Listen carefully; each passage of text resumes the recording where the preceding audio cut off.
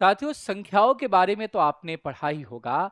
प्राकृत संख्या, पूर्ण संख्या, रामानुजम संख्या, परिमेय संख्या, वास्तविक संख्या। क्या आप जानते हैं परफेक्ट नंबर किसे कहते हैं?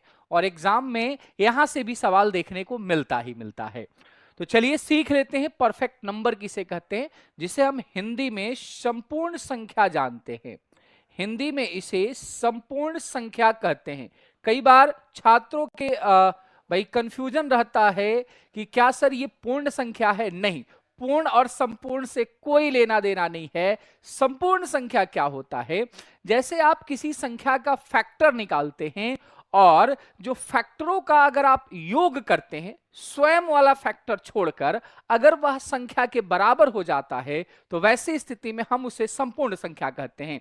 जैसे अगर मैं कहूं 6, अगर कोई एक संख्या है तो 6 का कौन कौन फैक्टर हुआ? 1 हुआ, 1 से कटेगा, 2 से कटेगा, 3 से कटेगा और ये 6 से कटेगा। तो 6 के ये फैक्टर हो गए 1, 2, 3 और 6। मैंने कहा स्वयं का फैक्टर, स्वयं वाला फैक्टर छोड़ दीजिए।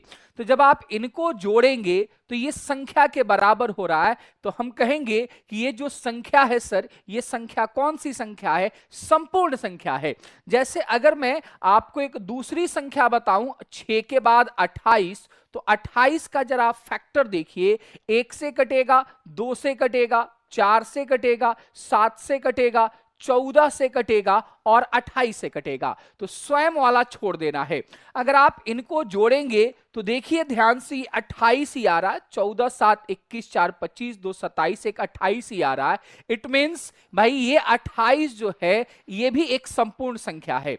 हालांकि इसको निकालने के लिए भी मैं तरीका आपको बता देता हूं।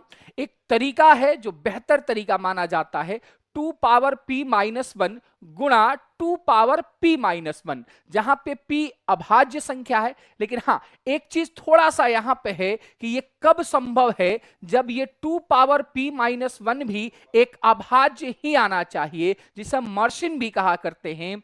तो आपको भाई ये समझ में आ गया कि संपूर्ण संख्या किसे कहते हैं। तो 6 कहते हैं, 6 के बाद 28 कहते हैं, 28 के बाद 496 आ जाता है, 496 के बाद 81 28 आ जाता है। हालांकि यही आपको 4 याद करना है। अगर आप चाहते हैं तो इस फॉर्मूले पे भी भरकर p का वैल्यू रख दीजिए। अभाज्य 2 अगर रखेंगे तो 2 के पावर 2 4 हुआ, 4 में 1 घटा दिया 3 हुआ, 3 अभाज्य आ रहा है। ये अभाज्य होना चाहिए, 3 आ गया। यहां पे 2 भरेंगे तो 2 के पावर 2 माइनस 1 करेंगे तो 2 में से 1 घटेगा, 1 होगा, यानी ये 2 हो गया। 3 दूनी 6। देखिए 6 एक परफेक्ट नंबर हो रहा है।